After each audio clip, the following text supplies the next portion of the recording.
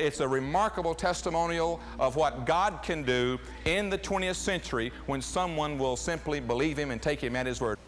He was born normal, that is, except for his eyes. When little Chad was only a few weeks old, doctors discovered cataracts. They operated on him twice successfully, then conducted 2 separate examinations under anesthesia. But during the second exam, Chad's father said something went terribly wrong. He was just like he was dead when they brought him back to us. And we knew that there was something wrong, and Chad wasn't himself. And this was when he was 8 months old. Chad's mother, Sandra, had been a head nurse for years. She knew immediately her baby son was in serious trouble. He was a vegetable. He would just lay there. You put him in a spot and that's where he'd stay. He wouldn't move around, he couldn't crawl, he couldn't communicate, he didn't know us. Sandra and Andy took Chad to various doctors. None would acknowledge that Chad's extensive brain damage occurred in the hospital. But in one doctor's report, the implication was clear. It would appear, he wrote, that Chad was a normally developing child until age 8 months, at which time he sustained a catastrophic neurological event of uncertain etiology, which has resulted in an arrest of his growth and development. The doctor predicted Chad would get steadily worse.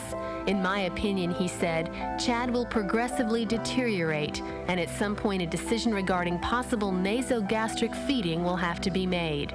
A second doctor wrote, I am afraid the child has a bad outlook in terms of anything useful being done to correct his steadily downhill course.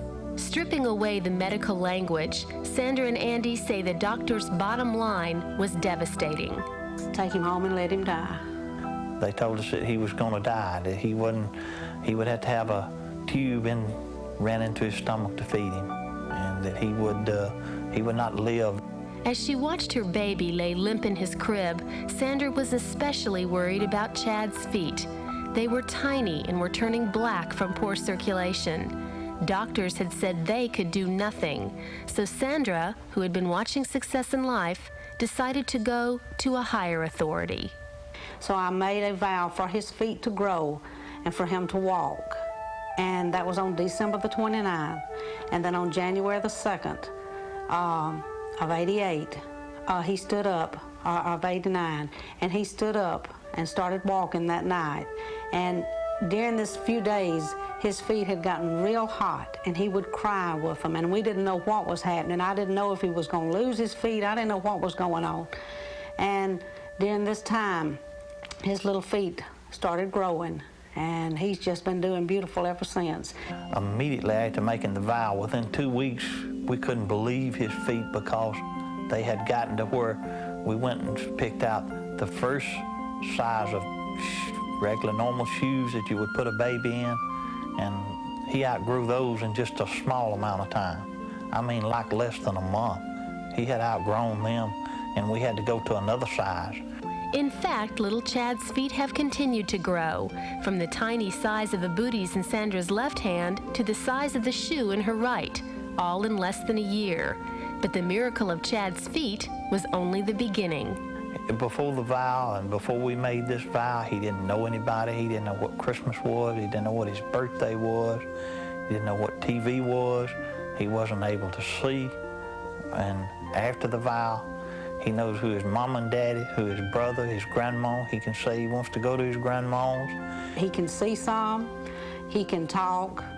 He can say his ABCs. He can count to 10. This is a child that was a vegetable now before and couldn't move, couldn't do anything. And he's up going and just doing beautiful. So I know vowing works. I know it works. Look at that, Chad. What is that? Cane. Today, Chad continues to progress. What's this, Chad? Hat.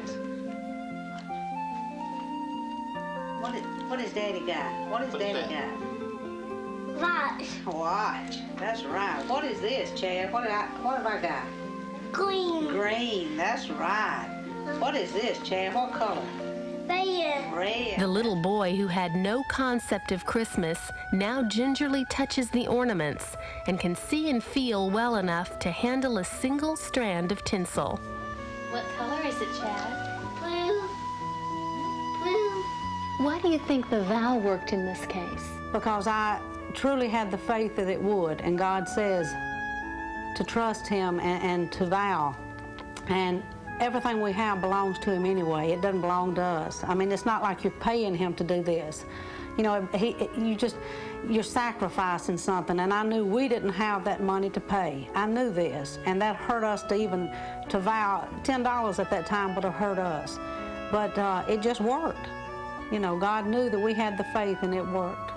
Andy and Sandra have made many other vows since Chad's series of miracles, and Andy says his faith grows with each one.